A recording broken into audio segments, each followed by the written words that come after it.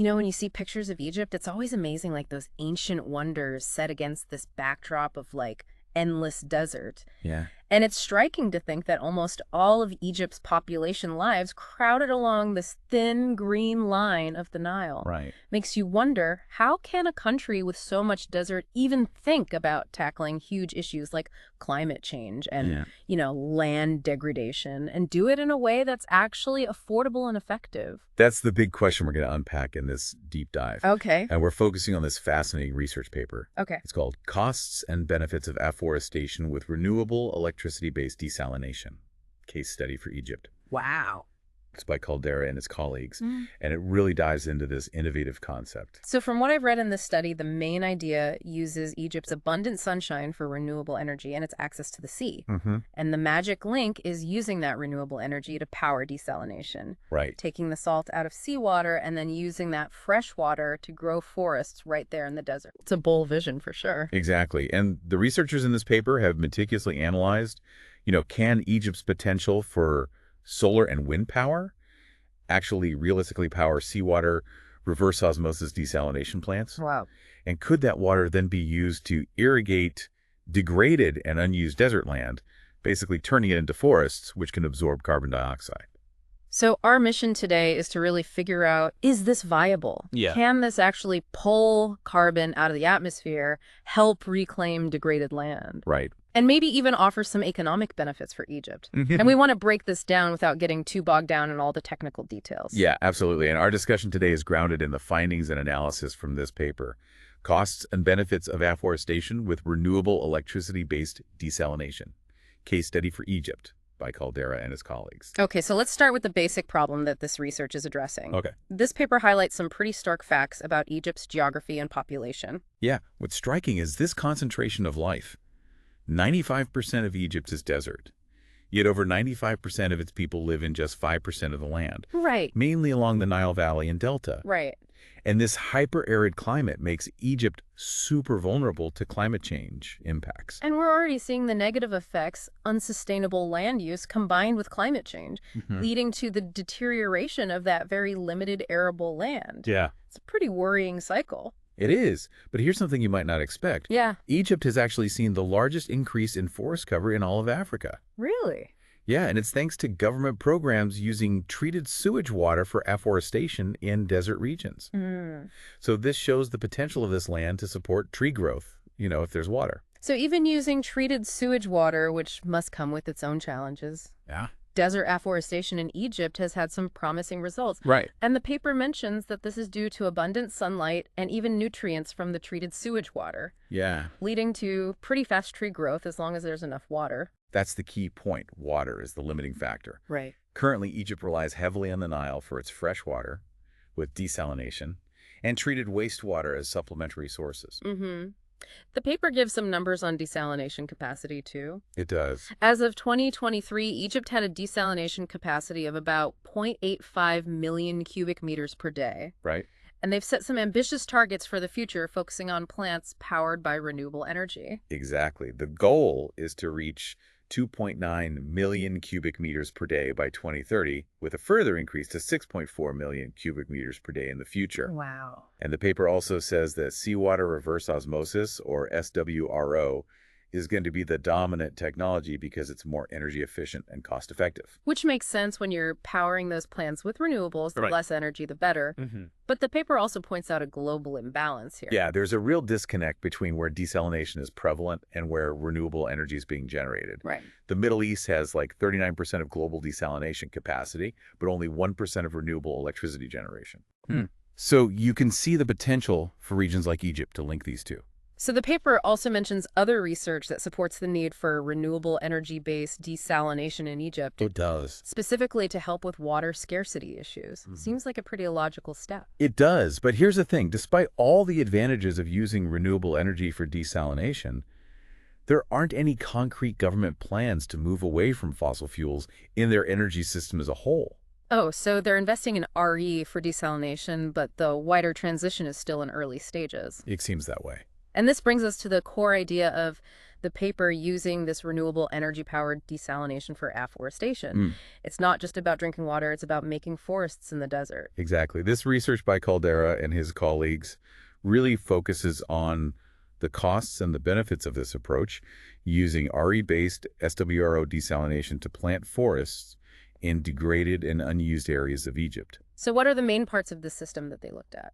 Well, they considered the generation of renewable energy itself, so solar PV and wind power. The SWRO desalination plants the infrastructure needed to move that desalinated water. Okay. The subsurface irrigation systems to deliver the water to the trees, and of course the land infrastructure as well. And to assess the costs, they used a specific model, right? Yeah, they adapted the LUT Energy System Transition Model. Okay. And this model helps to figure out things like the levelized cost of electricity, or LCOE, which is the average cost to produce electricity, Right. and the levelized cost of desalinated water, or LCOW. Okay.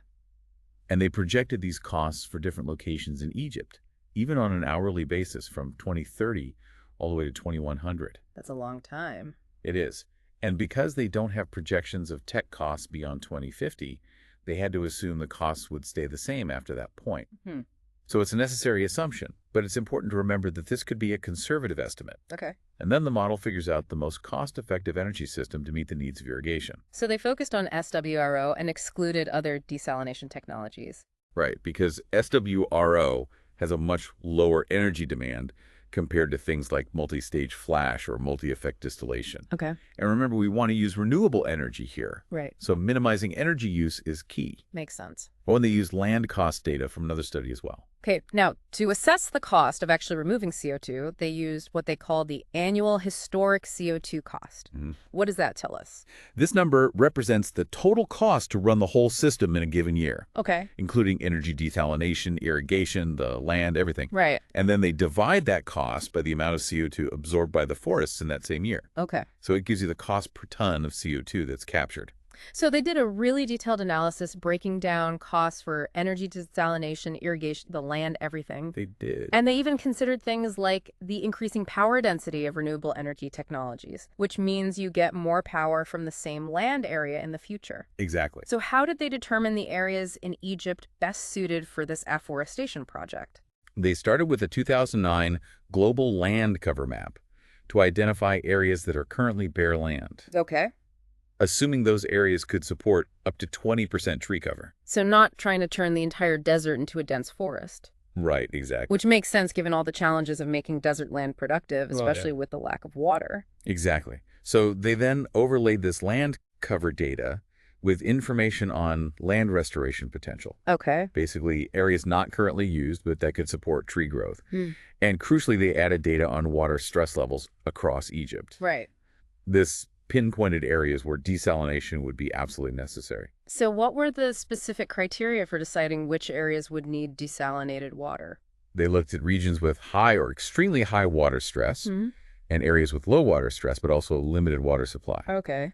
And then they also considered arid regions with low water use and low supply. So basically any area without enough water for a forest, and how much land in Egypt could be afforested using desalinated water from renewables. Their estimate is about 131,500 square kilometers. Wow, that's a lot of land. It's about 16% of Egypt's total land area. Now, we can't just plant any trees in this dry environment. No, they had to choose trees that could thrive in these conditions. Right. Things like coolabah, paperbark, date, palm Turkish, pine willow, acacia, casuarina comani, and white mulberry. Wow, that's quite a mix. It is. And did they look at how much CO2 each of these trees could absorb? Yeah, they estimated the total CO2 each species could capture after 70 years. Wow. A key factor for calculating overall carbon sequestration. And they assumed a planting density of 350 trees per hectare? Right, which is common in tropical dry forests. Okay, how about water? How much would these trees need? Well, they calculated water demand based on things like the projected canopy area of the trees, the evapotranspiration rate for each region, the specific water use of each tree species, and the efficiency of the irrigation system. And they assumed a pretty efficient irrigation system, right? Oh, yeah.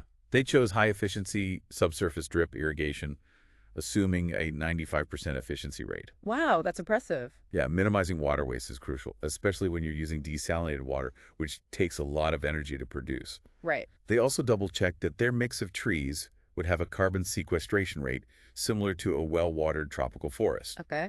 And they assumed these forests would grow undisturbed for 70 years, from 2030 to 2100.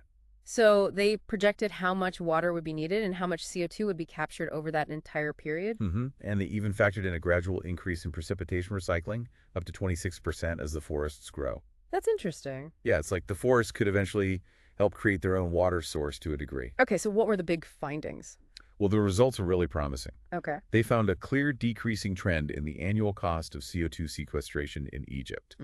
It starts at about 421 euros per ton of CO2 in 2030, Wow. but drops significantly to about 83 euros per ton by 2100. That's a huge difference. It is the longer this system runs, the cheaper it gets to remove carbon. So what drives that cost reduction? At first, the cost of setting up the irrigation is the biggest expense. Hmm. But as the trees grow and absorb more CO2, and as renewable energy and desalination tech gets cheaper, the overall cost per ton of CO2 captured goes way down. Makes sense. They also accounted for the fact that those irrigation systems need to be replaced every 25 years or so. Right.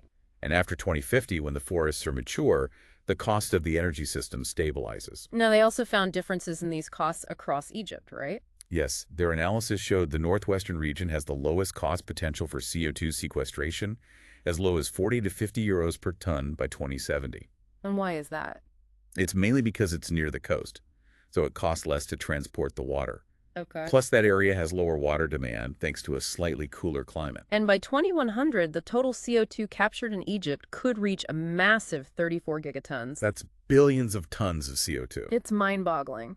It is. Now, what about the cost of electricity for all this? The average cost of producing electricity also drops a lot. Okay. It goes from around 45 euros per megawatt hour in 2030 down to about 28 euros per megawatt hour by 2100. Wow. Mostly thanks to cheaper solar PV and battery storage. So the economics really depend on running those desalination plants at a high capacity with affordable solar energy. Exactly. It's most cost-effective to operate them at full power for as much time as possible, with solar PV and batteries providing flexibility to balance supply and demand. Now, they did mention a potential issue with battery storage. Yeah, they projected a huge need for battery storage, around 1,100 gigawatt hours of capacity. Wow. Which means the desalination system might not be very flexible. So it might not contribute as much to the overall grid stability compared to other sectors. Interesting, they also factored in grid costs to transmit electricity to the coast. The deal? And remember, their assumption of constant renewable energy costs after 2050 is probably conservative. Right, so the actual cost of electricity could be even lower than their projections. Okay. And the cost of electricity varied across Egypt, too. Yeah, by 2070, it ranged from 22 to 33 euros per megawatt hour, depending on the location, Interesting. showing some areas are better for generating renewable energy cheaply. You're right. They also calculated how much solar PV capacity would be needed per ton of CO2 captured in 2070, which also varied by location. Okay, let's talk about water demand. All right. What do they find about that? They project that the average cost of water will drop from 0.46 euros per cubic meter in 2030 to 0.32 euros per cubic meter by 2100. Okay. Again, that's because of cheaper electricity and cheaper desalination tech. Makes sense. And by 2070, most regions in Egypt could see water cost below 0.4 euro per cubic meter. That's pretty good. It is. And of course, transporting that water from the coast inland also adds to the cost. Yes, and some coastal areas actually have higher transport costs than others. Why is that? It's because of differences in elevation relative to sea level and some low-lying inland regions needing more pumping. Okay. So the geography really plays a role. And the water demand per ton of CO2 captured also varies geographically, with coastal areas needing less water because of lower evaporation rates. So they also looked at the overall water use efficiency. They did. And the average water use in Egypt initially improves, but then it becomes less efficient over time.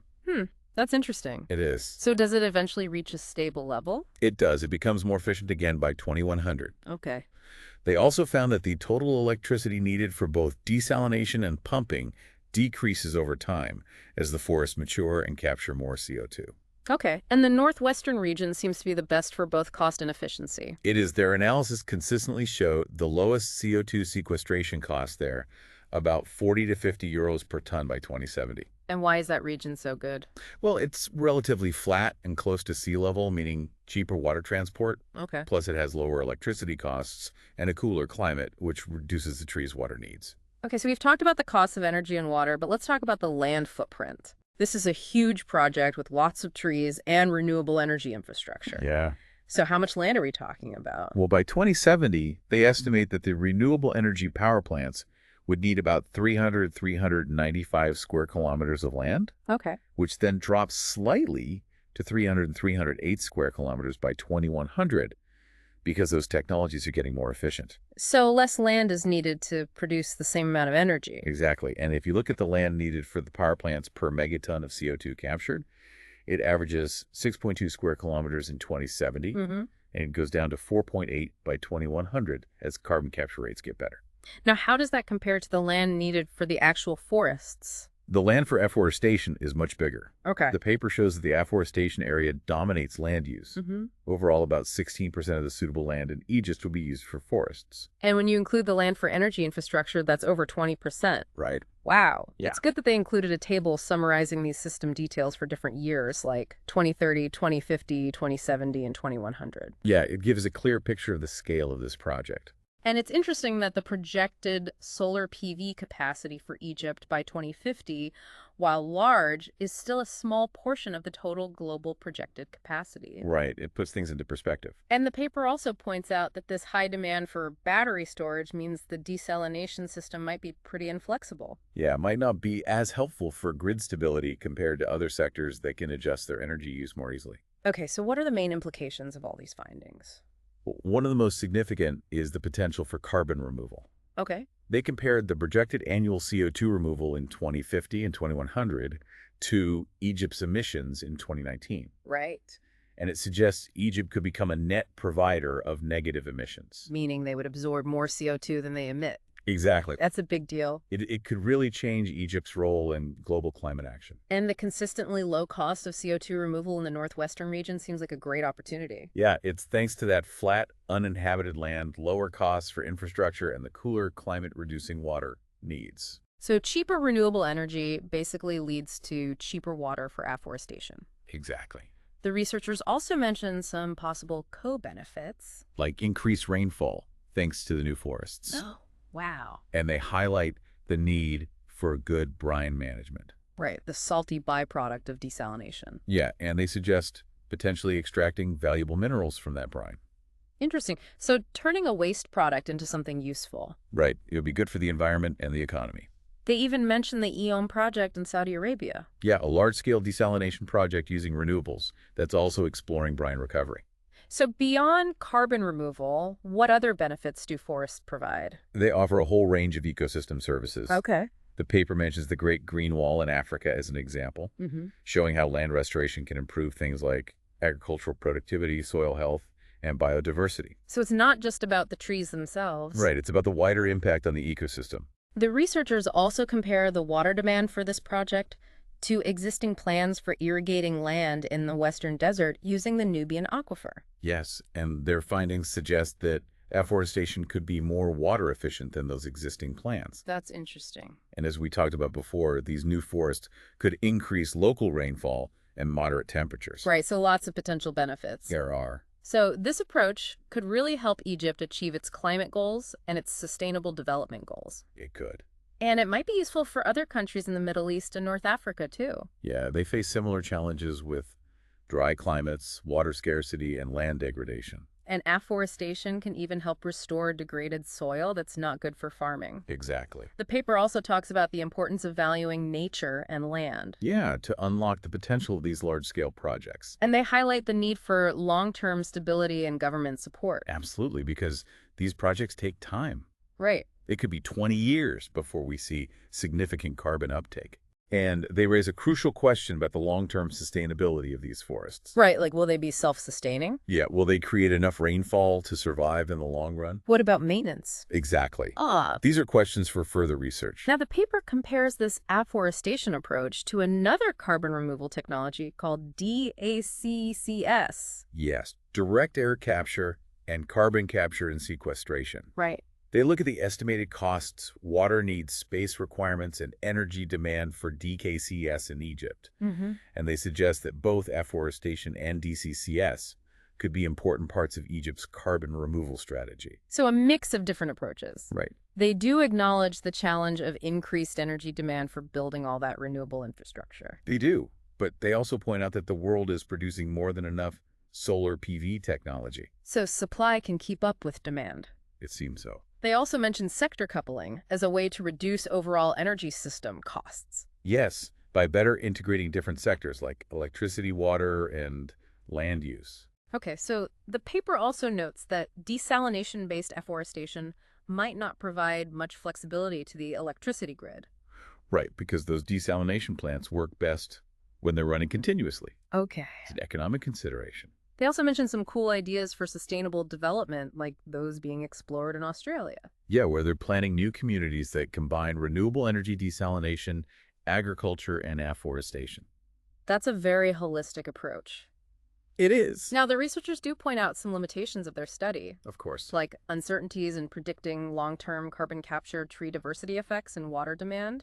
They tried to validate their data and assumptions, but it's tough to model complex ecosystems over long periods. It is, and they highlight the limitations of the formulas used to estimate carbon storage in trees Okay.